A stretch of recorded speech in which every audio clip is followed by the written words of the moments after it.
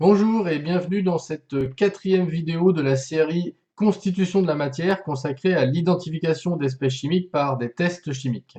Alors, le but à chaque fois évidemment c'est d'avoir une certitude sur l'espèce chimique, donc on va utiliser ici une réaction chimique qui ne donne un résultat caractéristique qu'avec l'espèce chimique que l'on veut identifier.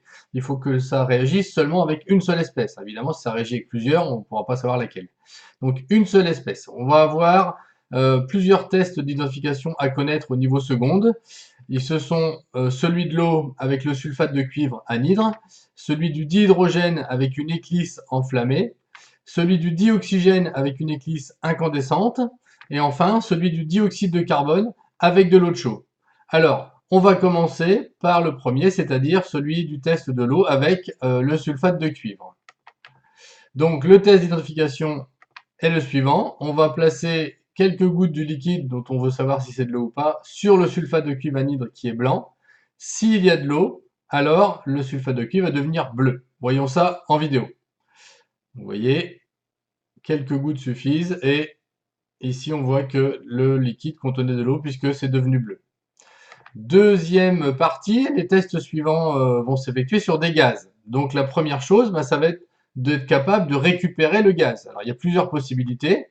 La première, les gaz étant toujours plus légers que l'eau, on va utiliser ce qu'on appelle une méthode par déplacement d'eau.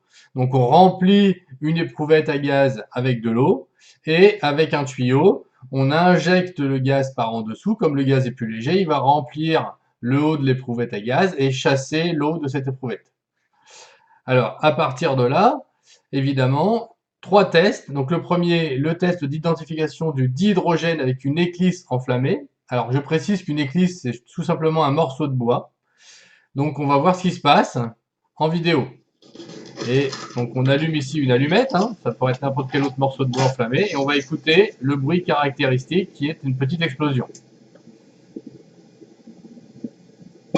Voilà.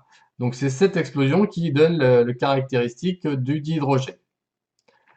Test suivant, le test d'identification du dioxygène avec une éclisse incandescente. Donc toujours un morceau de bois, on va l'enflammer, mais cette fois-ci on va souffler pour qu'il ne reste que la braise.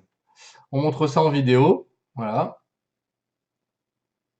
Et on voit que l'éclisse va s'enflammer à nouveau.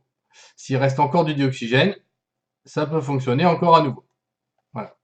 Alors, troisième des derniers tests de gaz, le test d'identification du dioxyde de carbone avec de l'eau de chaux. Alors, si on a une réaction qui produit du dioxyde de carbone, on peut directement le faire buller dans le truc comme on va voir. Si on a récupéré le gaz préalablement, comme ici, dans un tube à essai, on ajoute un petit peu d'eau distillée et on va agiter pour mettre en contact l'eau de chaux et le gaz. Et on voit que l'eau de chaux se trouble. On obtient un précipité blanc. Donc l'autre possibilité, là on a mis un tuyau à l'intérieur et on va faire buller directement le gaz que l'on obtient dans l'eau de chaux. Et de la même façon, évidemment, on voit que l'eau de chaux se trouble au contact avec le dioxyde de carbone. Voilà, c'est tout pour les tests à connaître. Je vous remercie. À bientôt. Au revoir.